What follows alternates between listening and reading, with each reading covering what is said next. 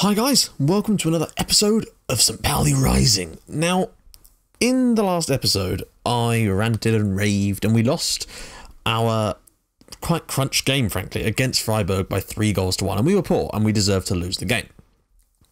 And I know I complained a lot about goalkeeping errors and shit like that, and yeah, it's very, very annoying.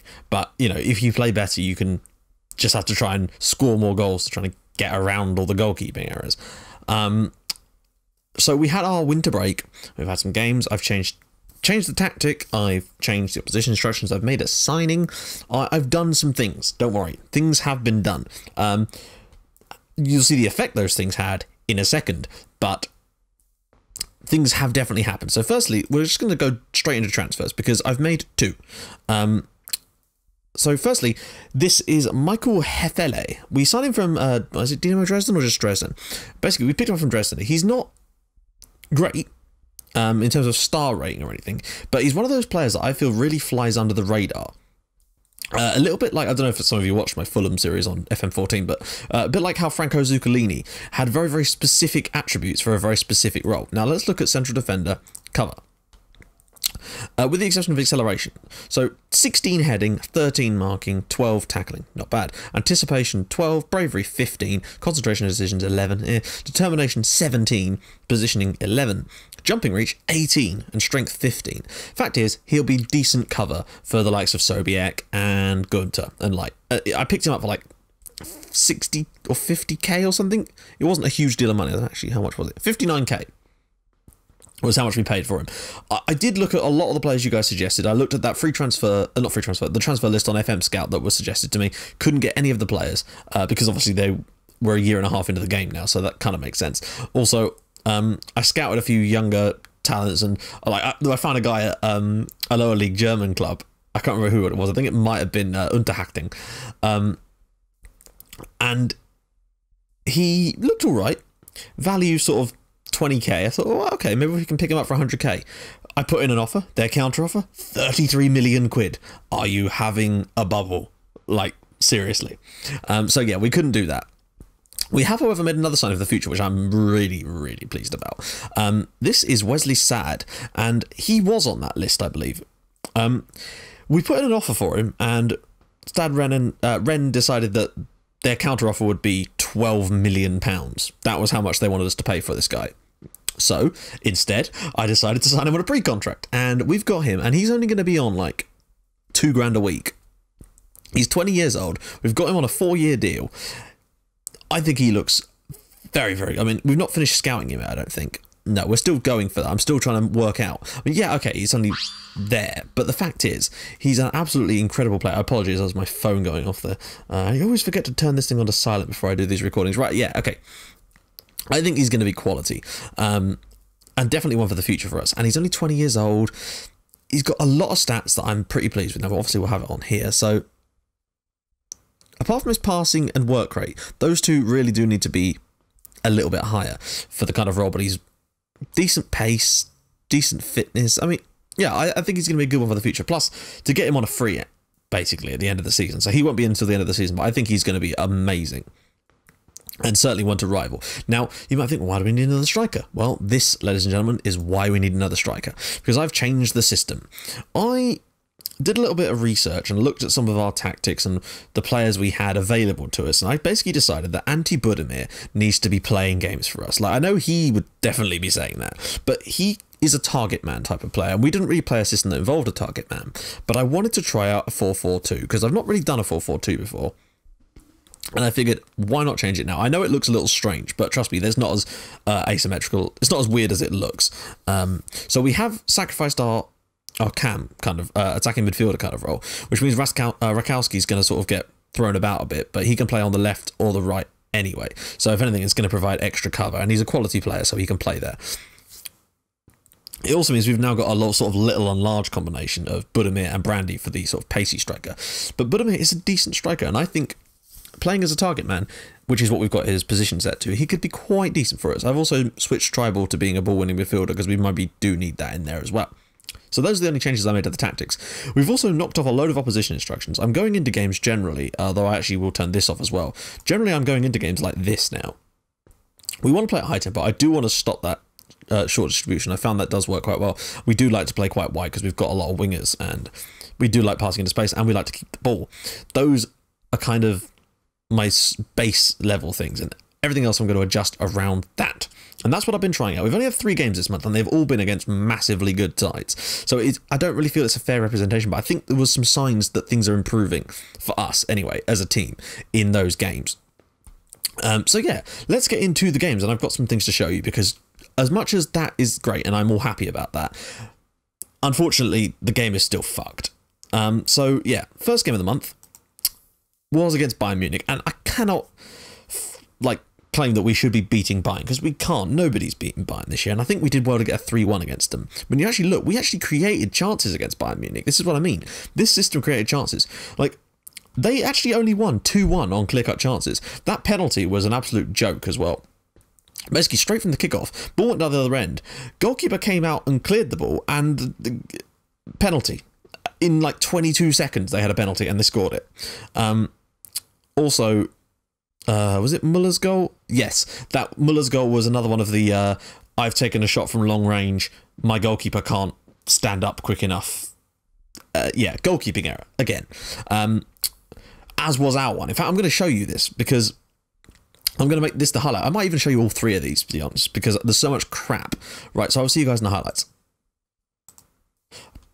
Just noticed it was actually 4-2 on clear-cut chances, not 2-1. I got confused about that. It's a different game, which we'll see in a bit.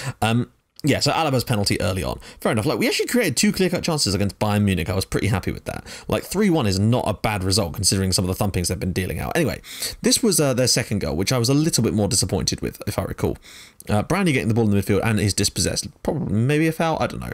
Lewandowski gets the ball here, and oh no, this was a good finish actually. Martinez's ball over the top. Lewandowski gets it in the middle of our defence, and it's a decent finish. Not quite sure why the keeper came out as much, but there is defenders around. But the point is, it's a good goal, and there's not much we can really do about that. It is now when goalkeeping errors came back. So around about sort of 70 minutes in the game, I've made some substitutions, and this is how they scored their 3rd goal. So Nerig's long throw was dropped down here. Hoberg gets it in the midfield into Javi Martinez. Eventually, the ball is going to come, I think, to Jackson Martinez or Thomas Muller. I can't remember exactly who. It's over on this right-hand side. And, oh, it's Lewandowski, right. So Lewandowski takes a shot. Goalkeeper, I mean, does it really take that long to get up? Okay, it's not the worst piece of goalkeeping error. Theirs is much, much worse. The goal that we scored is just indicative of everything that's wrong with the goalkeepers in this game. So the ball is played out on the left-hand side here with Yati and Gunter, and into the middle to Ilsanker. Then out all the way across to the other wing where Babangida, you know, is getting some games, who crossfield ball was beautiful to Thigh. Now watch this. Yati, what in the name of Jesus is Manuel Neuer doing there? Like, firstly, he tries to save it with his knees, then he doesn't do anything, and then when the shot eventually does come in, even though it's 10 yards behind him, he then goes back to his knees again. So yeah, our goal this time was a result of goalkeeping bullshit. But the fact is, I'm not claiming that's a good thing. We shouldn't be scoring goals like that. They should be saving them. It's stupid, and it's really annoying, and that's why the games are getting so many high scores. It's got to be, because of results like that. So in our next game, but again, the strategy kind of worked. Like, okay, we conceded 3 goals, but the penalty, dodgy, but we were involved in the game. We didn't deserve to win or even get anything from the game, but the fact is, we were involved in the game a little bit. And against Dortmund, things were, well, yeah. Since there's only 2 goals in this one, I may as well show you both of them. Dortmund, again, much better than us. Definitely deserved to win the game. But the fact is, we were keeping the goals, the scorelines down a little bit. And I'll join you in the highlights so I can show you some of the crap that happened in this one. So notice when this free kick is taken, how many Dortmund players are in offside positions. Now, I don't know how, I mean, the offside rule is a bit complicated these days, but surely this is interfering with play. There's like 3 of them stood in offside positions, and also notice how the ball decided to ghost through my goalkeeper's leg. So that's always fun. But this wasn't even the goal that annoyed me about this game. It was the arbitrary own goal, which you see, there's a lot of own goals. And this is yet more inept defending, which you're going to see in a second. Because it took Dortmund until the 60th minute, and this is the goal that they then finished the game with. Doink, doink, doink.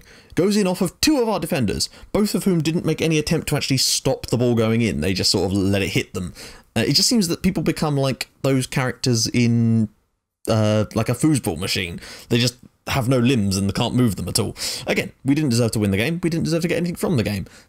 But we showed signs, and we weren't quite as good against Dortmund as we were against Bayern. But that's because obviously the games were in very quick succession. Bayern was Saturday, and Dortmund was only 3 days later. So I did have to make some changes, and those that I couldn't change, of course. And obviously Nerek picked up an injury in that game too. And people weren't quite fit. Now we come to the game I've literally just played, and that was away at Werder Bremen. And I take full responsibility for some of the stuff in this game, because I should have gone with our counter-attacking strategy for this game. I thought I wanted to try out our attacking idea, but I tried it away from home against Bremen, who'd actually got battered 6-0 in their last game, so I figured maybe they were good for something against, that was against Leverkusen, I think. Although they were definitely a lot better than us and definitely deserved to win the game. Wait, I'm going to show you the goals in this game too. Why not? Right, so basically the first goal I have no complaints about. It was just terrible defending. Nobody picked him up and he was there to finish with the goal. The second one, yet another, we conceded a lot of penalties, and I don't know why, because I've actually got them set to ease off on some of the tackling in these areas, and yet they still seem to get given penalties. Those ones where there's just a clump of players and you've got no idea why the penalty is given because you can't see it, it's just a clump, and the referee just always seems to give penalties against you for it. Their third goal though, goalkeeping bullshit. Again, I don't know how many own goals that Schauner scored this season, but it has got to be verging on like 3 or 4 now. Anyway, look at this. Ball in. Eventually, the ball is going to come across to the far post area. Once Bartels gets the ball out to the wing, it's going to get whipped in. And watch what Schauner does when this ball eventually is going to come to him. This may end up being one of those overly long highlights, but eventually it's going to get a shot taken here. Oh no, it's going to get knocked back in, and then the shot's going to get taken. Boing. I mean, what? He almost looks like a person wearing a sumo suit, the way that they sort of move with their arms flailing around. I don't understand why they do that. He just sort of bashes it. It's so frustrating to concede goals like that all the time. Again, didn't deserve to win the game. I made terrible errors with my tactics on that game, and that's why we deserve to lose. But every single game I'm seeing goalkeeping errors or bugs like the goalkeeping for both teams, but it's ruining it, frankly. Anyway, so all that does leave us now in the relegation playoff spot as a result of 3 straight defeats in the league, which is not good at all. And we have got some serious work to do. Luckily, we've got some slightly, and I mean slightly, easier games coming up in the next month. We've got quite a few of them as well. We've got Leverkusen away, which is obviously going to be massively tough. Then we have Hoffenheim at home, so we can try something there. Dusseldorf away, we have to go for that. Augsburg at home, winnable. Stuttgart away could be tough, and that is going to be our live com game. Will be the game against Stuttgart in the next episode, so there'll be quite a lot of stuff to look forward to in that one. Now, the other thing I wanted to talk about is I've changed my corner instructions as well. We're going to try out some zonal marking stuff. Not all of it. I'm just going to set a couple of players to mark zonally, because I was reading some stuff. I don't know if it was statistical approach or someone else on Twitter was talking about zonal marking. And maybe it's Dr. Benji. I don't know. It was someone on Twitter talking about zonal marking, and I wanted to try it out just to see what it does. And the fact is, we've not been too bad in these games from set pieces, apart from that one against Dortmund with the ridiculous amount of offside people. It does seem to have stopped leaking goals in those areas. So hopefully, if I can tighten up in certain things, we could maybe do something on that. And I'm going to try the same sort of stuff on my Pompey save as well, because we've been leaking goals like crazy there. I mean, genuinely horrific. The flood defences have burst on Pompey at the moment.